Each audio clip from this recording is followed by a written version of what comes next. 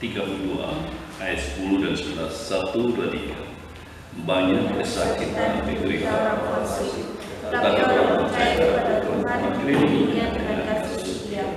Bersukacitalah dalam Tuhan dan bersorak-sorai hai orang benar, bersorak-sorailah hai orang jujur. Pada pagi ini saya berbicara tentang orang yang lahir baru. Orang yang lahir baru itu di hadapan Tuhan bagaimana? Orang yang lahir baru di hadapan Tuhan itu bagaimana? Kita perhatikan orang fasik. Orang fasik itu adalah orang yang mati secara rohani.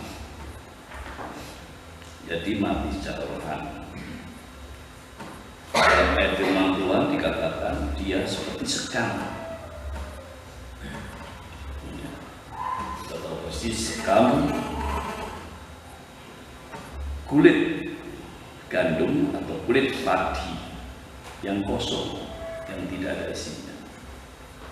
Sekam bisa ditiup angin, terbang ke sana, terbang ke sini. Jadi kalau orang Kristen tidak perlu terbang sana, terbang sini, imannya sudah mantap. Ya. Ada info ke sana, oh ini nggak perlu dah. Hanya Yesus yang dalam hati yang bisa menolong. Ya. Hanya Yesus, tidak terbang sana, tidak terbang sini. Perintah Tuhan mengatakan, tetapi pohon pengetahuan tentang yang baik dan yang jahat itu janganlah kau makan buahnya, sebab pada hari engkau memakannya pastilah engkau mati. Ini perintah Tuhan terhadap Adam saat itu, termasuk Hawa. Perintah Tuhan langsung kepada Adam dan disampaikan kepada Hawa untuk tidak makan buah pengetahuan baik dan jahat. Tetapi Hawa yang terus-menerus melihat, melirik, ya, memandang, mengamati, kok rasanya enak ya buah itu, maka diambillah buah itu dan dimakannya buah itu. Pada saat dia makan enak, berikan suaminya, ayo makan sama-sama. Dan disitulah titik manusia ada dalam kuasa dosa. Titik di mana manusia dinyatakan mati. Tetapi kematian yang dialami adalah kematian rohani, bukan kematian jasmani. Dari situlah berangsur-angsur setiap manusia harus mengalami kematian. Harus mengalami kematian. Maka Rasul Paulus berkata,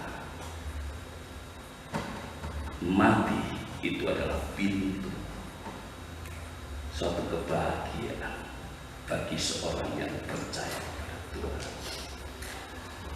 Bapak Ibu Saudara yang dikasih dalam Tuhan, di tengah dunia ini ada dua jenis orang percaya dan orang fasik. Dan orang fasik ini, ya, dan orang percaya selalu ada sebuah, ya, perbandingan atau versus. Ya. Nah, di sini saya akan ambil ayat firman Tuhan. Kalau orang percaya bagaimana? Ya. Aku berkata kepadamu, sesungguhnya jika seorang yang tidak dilahirkan dari air dan roh, ia tidak dapat masuk ke dalam kerajaan Allah. Janganlah engkau heran, karena aku berkata kepadamu, kamu harus dilahirkan kembali. Kalau ingin melihat kerajaan Allah, maka harus lahir kembali, lahir baru, lahir kembali, lahir baru. Itu prosesnya adalah baptis air. medianya air. Atau kalau tidak ada air, medianya debu.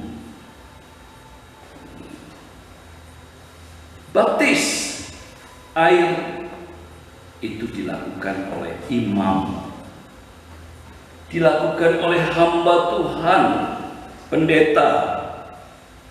Tidak boleh sembarangan, tidak boleh yang bukan berstatus pendeta.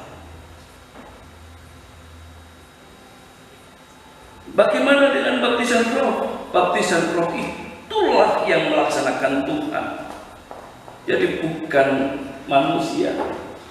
Maka sering saya katakan, kalau ada orang mengatakan ayo aku baptis, rohmu tak sempurnakan, salah. Ayo supaya kamu bisa berbahasa lidah, saya ajari, saya baptis, salah itu, nggak benar itu. Karena apa? Karena baptisan roh itu Tuhan. Kemudian Tuhan berikan karunia-karunia-Nya. Ada bahasa lidah, ada bernubuat, ada macam-macam karunia di sana. Kalau berbahasa lidah harus benar dari Tuhan. Tidak boleh asal berbahasa lidah, tidak ada artinya. Itu tidak boleh. Harus ada artinya. Biasanya kalau berbahasa lidah di dalam gereja ada yang dipakai Tuhan untuk menerjemahkan. Nah itu baru benar. Tapi kalau tidak ada yang menerjemahkan, ganggu, kata Rasul Paulus. Dari siapakah ini? Ya, maka Rasul Paulus berkata, kalau kamu seperti itu, pulang di kamarmu saja, jangan di sini mengganggu. Bapak Ibu Saudara kasih dalam Tuhan, kita yang ada di dalam gedung ini sudah ada dalam proses lahir baru, sudah ada di dalam proses baptisan air dan baptisan Roh Kudus. Bisa terlebih dulu baptis Roh Kudus, bisa terlebih dulu baptisan air. Ya, maka dengan itu, ya, saya punya banyak teman, dia sudah dibaptis dalam air, dengan air, tetapi ya, kedepannya hilang semua, ya, hilang semua. Kenapa? Ya, kita nggak bisa menghakimi. Mungkin dia, ya, orang fasik yang masuk gereja dibaptis, kan gitu, maka dia hilang. Tetapi jika dia adalah orang percaya, setelah dia dibaptis, kemudian lahir baru, dia tinggalkan rumah Tuhan, suatu saat dia akan kembali kepada Tuhan dengan mendengarkan firman Tuhan. Maka jangan menghakimi, ya, jangan menghakimi, doakan. Jangan dihakimi, jangan diolok, tetapi doakan. Karena kita tidak tahu. Ya, saya punya teman, dia dibaptis, dia sekolah Alkitab. Setelah sekolah Alkitab, dia mengabarkan Injil. Setelah mengabarkan Injil, saya ketemu lagi. Oh, kok dia mabuk lagi ya? Kok dia liar lagi ya? Dia, ya saya kemudian bilang, aduh, saya nggak tahu saya. Dia naik turun imannya. Ya. Dia dari bawah imannya tumbuh, dari bawah turun lagi ke bawah, dia naik lagi mengabarkan Injil, turun lagi, mabuk lagi, judi lagi, macam-macam munculnya. Saya nggak tahu, ya, saya nggak boleh menghakimi. Saya kabar terakhir belum tahu.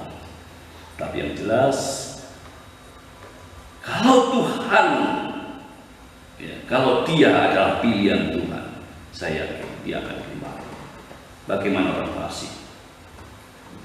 Engkau telah menghardik bangsa-bangsa telah membinasakan orang-orang fasik.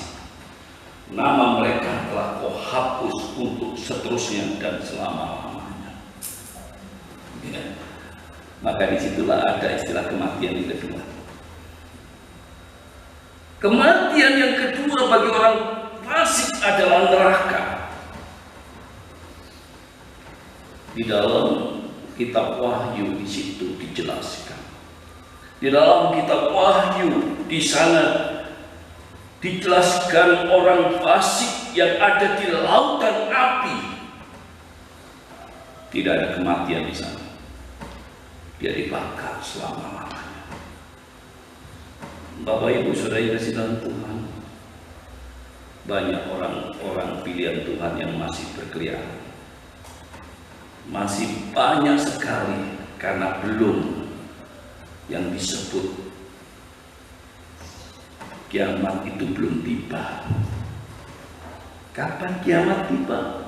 Kalau sudah Injil itu disampaikan ke seluruh dunia, semua manusia sudah dengar, maka Injil itu, maka akhir daripada dunia ini, zaman ini, dunia manusia akan terjadi. Dan malaikat-malaikat yang diperintahkan untuk meniup sangkakala itu akan muncul, dan orang fasik binasa. Bapak Ibu Saudara yang kasih dalam Tuhan, ini masih hidup di tengah dunia. Orang percaya dan orang fasik yang ada di tengah dunia. Sering saya katakan, hati-hati, jangan berbenturan dengan orang fasik. Orang fasik itu Alkitab bilang itu bisa mengejar kita karena tidak ada ampun di dalam hatinya, karena tidak ada memaafkan dalam hatinya. Kalau dia mengatakan aku memaafkan, itu hanya di bibirnya, tapi di sini tidak bisa menghapus. Tapi orang percaya bisa menghapus, bisa menghapus. Karena siapa yang menghapus? Tuhan yang menghapus, bukan kita. Kita nggak mampu itu. Tetap ingat, nggak masalah, ingat boleh. Tetapi dalam hati ini sudah menghapus. Tuhan yang menghapus. Untuk apa dilahirkan kembali? Lahir baru. Ayat firman Tuhan mengatakan, tetapi orang percaya kepada Tuhan dikelilinginya dengan kasih setia. Bersukacitalah dalam Tuhan dan bersorak-sorailah. Hai orang-orang benar, bersorak-sorailah. Hai orang-orang jujur. Sangat luar biasa. Anak Tuhan dikelilinginya dengan kasih setia. Bersukacita dalam Tuhan. Nah, ini sering digambarkan ya. Orang percaya ini punya duit, nggak punya duit, senyum aja gitu ya. Nggak tahu senyumnya gimana gitu ya. Punya duit, nggak punya duit, itu senyum aja, nggak terasa. Ya, salah satu orang bilang, aku melihat Pak seperti ini, rasanya ayem, karena tenang dia. Ya tenang, nggak tahu masalah saya kamu. Kamu nggak tahu apa problem saya. Nah itu, kenapa kok tenang? Ada Yesus, ada Tuhan di dalam hidup kita, sehingga kita tenang, ya kan? Tapi kalau orang percaya kayak kates, lonjong, ya kelihatannya, waduh, ya orang lain akan lihat, ya ini orang Kristen kok, ya kan gitu ya. Orang-orang benar bersorak-sorai, ini yang ada pada kita. Bapak Ibu Saudara yang kasih dalam Tuhan, dikelilinginya dengan kasih setia. Yusuf, kita akan baca Yusuf. Kejadian 39 ayat yang ke-21.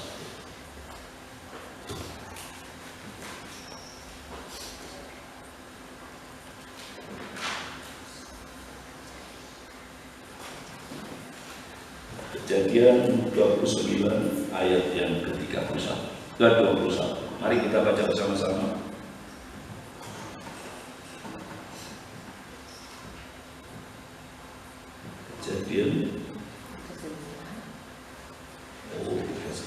saya salah. Ya, ayat yang ke-21 kita akan baca sama-sama. 1, 2, 3. Tetapi Tuhan menyertai Yusuf dan melimpahkan kasih setianya kepadanya dan membuat Yusuf kesayangan bagi kepala penjara itu. Luar biasa, ya. Kenapa? Yusuf jujur, ya. Yusuf jujur. Kalau A di sini, di hati, A juga di ini, ya. Jujur, tidak berbohong. Katanya orang jujur itu acur ya. Orang jujur itu acur biasanya.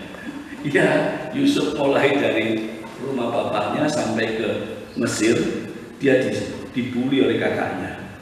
Dia dibuang dan dijual. Ya, masuk rumah Potifar, wow, anak muda ganteng. Ya, istri Potifar ngelirik, kan gitu ya. Wah ini, ya, ngelirik. Tapi Yusuf nggak mau.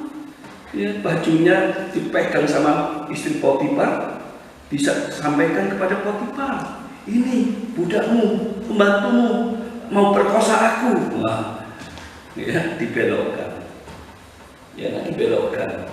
Nah, akhirnya dia masuk penjara. 2 tahun loh di penjara ini. 2 tahun tak sedikit. Ya, saya punya keluarga dulu di luar, gemuknya luar biasa. Tapi setelah di penjara, kurus, ya, kayak beteng. Ya. Tanya, kamu kok kurus kan? Iya, nggak bisa makan saya di sini. Bapak Ibu Saudara yang kasih dalam Tuhan, sungguh luar biasa kasih setia Tuhan. Ya, jangan merasa sedih di saat proses. Ya, proses, kemana proses itu? Ya, jangan merasa ya was-was di saat ada proses untuk hidup kita. Ya. Tenang, berdoa. Ya. Proses itu harus dialami. Pada titik nanti ada karya Tuhan yang luar biasa. Ya, Yusuf diproses, ya, panjang loh prosesnya, bukan setahun 2 tahun, 13 tahun prosesnya. Mulai dari umur 17 sampai umur 30, prosesnya panjang. Tetapi dia mendapatkan kasih setia Tuhan. Ini. Kasih setia Tuhan. Ini. Kalau kemarin saya melepas tingkat 4 untuk pergi ke lapangan, itu belum selesai. Kamu masih belajar. Nanti sesudah wisuda, kamu selesai studimu. Tapi masih belum selesai prosesmu. Kamu akan mulai dari 0. Nah, di sana kamu akan nangis dengan luar biasa.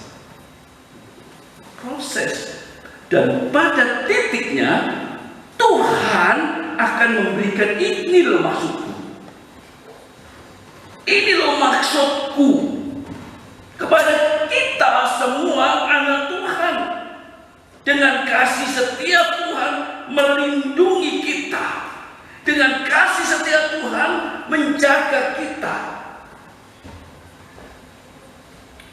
Sangat luar biasa kasih setia Tuhan menjaga kita. Tidak pernah bisa kita pikirkan. Di tengah dunia ini kadang-kadang kita salah.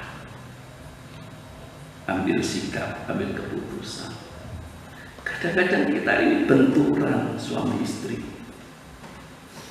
Kadang-kadang kita ini, mau nyapa suami jengkel, mau nyapa istri malas. Ada seperti itu muncul. Tapi itu proses. Kalau kita bisa saling mengatakan, ya suami marah, istri langsung datang. Apa? Mau kopi? Nah, suami cair lah. Kan gitu. Ya. Ada saja cara. Kan gitu. Ada saja cara untuk menyelesaikan di dalam rumah itu. Proses. Kadang-kadang perkara anak aja kadang-kadang bisa terjadi sesuatu. Perkara anak bisa terjadi sesuatu. Ya. Suami diam kalau istri sedang. Istri diam kalau suami sedang. Proses. Kita masuk, dikelilinginya dengan kasih setia, dijaga dengan maksud. Ini loh tujuan. Yusuf menjadi raja di Mesir, dipakai oleh Tuhan untuk memelihara umatnya. Apa maksud Tuhan untuk kita? Pasti nanti di puncaknya damailah di rumah, damailah dengan Tuhan. Sudah, nggak perlu dipikirkan yang kemarin, nggak usah. Sudah, ayo ke depan, sama-sama ke depan, maju ke depan. Kita pandang Tuhan Yesus yang penuh dengan kasih, yang mengasihi kita, yang menjaga kita dengan kasih setia-Nya. Bersukacita dalam Tuhan. Kita akan baca Yoel pasal 2 ayat yang ke-21. Yoel, kitab Yoel.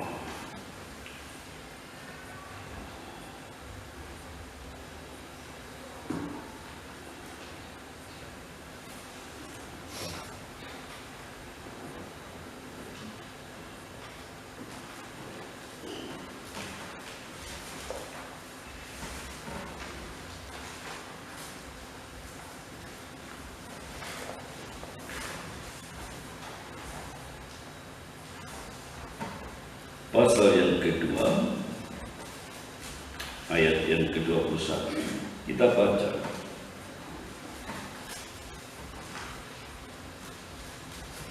Mari kita sama-sama.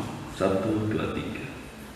Jangan takut, hai tanah, bersorak-soraklah dan bersorak, sebab Tuhan telah berkata yang besar. Luar biasa. Di saat orang itu lahir baru, di saat orang kita bertobat, satu sama lain di rumah ada pertobatan, maka disitulah bersorak-soraklah. Jangan takut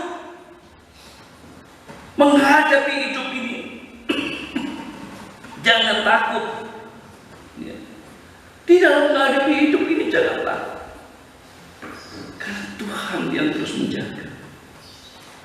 Karena Tuhan yang terus memelihara. Semua apa yang ada di tengah dunia ini dalam kehidupan manusia, Tuhan yang mengerjakan, bukan kita. Kita boleh menanam, kita boleh kerja, kita boleh melakukan apa-apa. Kalau Tuhan nggak mengendaki, kalau Tuhan tidak memberkati, mau apa? Mau apa kita kalau Tuhan tidak memberkati? Yang ada hanya nangis, yang ada hanya berkeluh kesah, yang ada hanya sedih. Pada saat bangsa Israel introspeksi diri, kenapa menanam sekian, hasilnya sekian? Kenapa? Maka Nabi Tuhan berkata, engkau berkata, belum waktunya membangun bait Allah. Engkau berkata, sedangkan Tuhan menghendaki bangun bait Allah. Pada saat bangsa itu mulai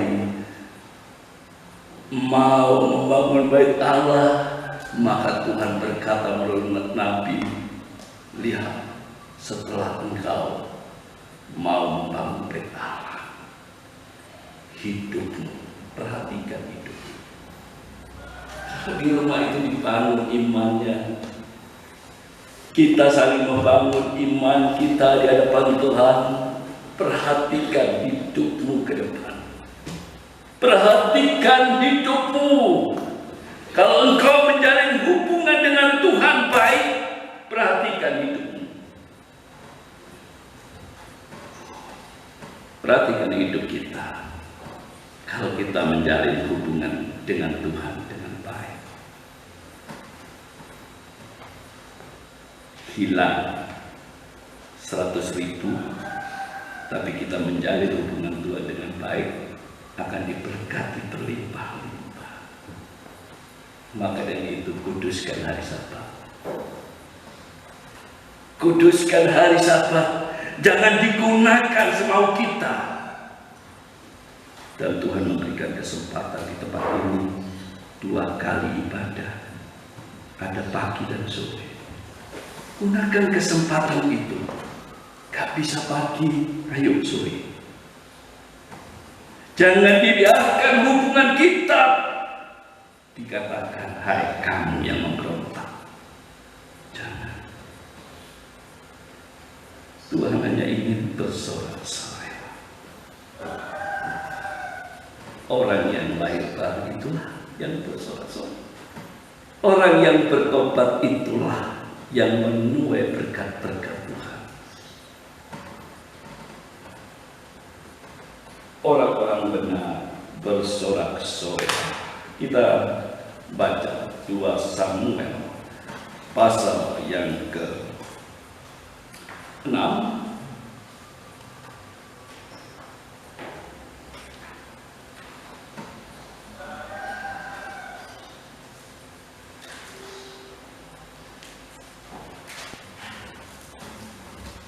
Ayat yang ke-11, 2 Samuel 6 ayat 11. Kita baca bersama-sama. 1, 2, 3. 3 bulan lamanya takut Tuhan itu tinggal di rumah Obed-Edom, orang Gat itu, dan Tuhan memberkati Obed-Edom dan seisi rumahnya. Coba bayangkan, takut Allah yang direbut oleh orang Filistin dan cukup lama, yang pada akhirnya dikembalikan ke Israel. Kenapa? Filistin menghadapi penyakit yang luar biasa pada saat takut Allah dirampas, ditaruh di rumah Dagon, dan Dagon itu roboh tiap kali didekatkan dengan takut Allah, sampai akhirnya Dagon itu putus kepala dan orang Filistin penuh borok dalam hidupnya. Akhirnya dia menyerah dan dikembalikan ke Israel. Pada akhirnya, pada saat takut Allah ini akan dibawa Daud ke Yerusalem, ada kematian, akhirnya tidak jadi dibawa. Obed-Edom mendapatkan kesempatan untuk ditinggali takut Allah. Takut Allah menandakan kehadiran Tuhan. Bagi Israel pada saat itu, takut Allah menunjukkan kehadiran Tuhan. Ingat, tubuhmu adalah bait Allah. Pada saat kita berbicara bait Allah, itu adalah tempat di mana Allah hadir. Di mana? Hati kita. Allah hadir. Di hati kita Allah hadir. Kita ini adalah orang yang diberkati. Orang yang sangat diberkati, ya, dekat kepada Tuhan, dekat kepada Tuhan. Imam besar 1 tahun sekali diberi kesempatan untuk dekat sama Tuhan. 1 tahun sekali. Kita diminta Tuhan terus dekat. Kita terlalu dekat, dimanapun kita ada dekat, dimanapun kita ada Tuhan bersama dengan kita. Jangan khawatirkan, Tuhan beserta kita senantiasa. Jangan khawatirkan.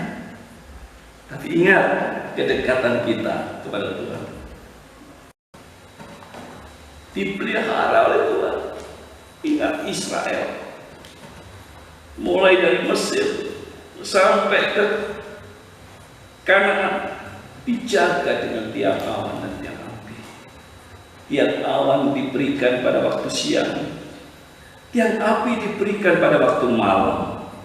Mengingat padang gurun, kalau siang panas, maka tiang awan diberikan. Mengingat padang gurun, kalau malam dingin, maka Tuhan menghangatkan bangsa itu. Berbahagialah kita ada di dalam Tuhan. Dengan tiang awan Engkau memimpin mereka pada siang hari, dan dengan tiang awan, tiang api pada malam hari, untuk menerangi jalan yang mereka jalani, lalui, yang mereka lalui.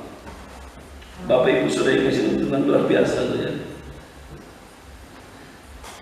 Tuhan selalu ya terus memelihara kita, terus pelihara kita, ya.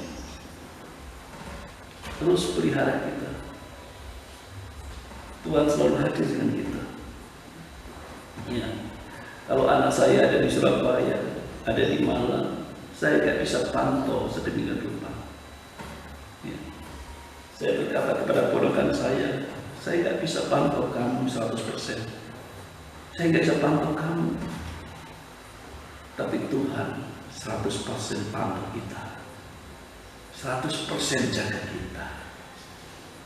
Maka kalau ada orang fasik mencoba main-main dengan orang percaya, musuhnya adalah Tuhan. Ya. Tapi kalau kita serahkan pada Tuhan loh, jangan kita, kita serahkan pada Tuhan. Kalau kita, aduh ya, untuk apa Tuhan ikut balas? Jangan, ya, serahkan pada Tuhan, ampuni dan maafkan dia. Maka Tuhan terus pelihara kita dengan luar biasa. Kiranya Tuhan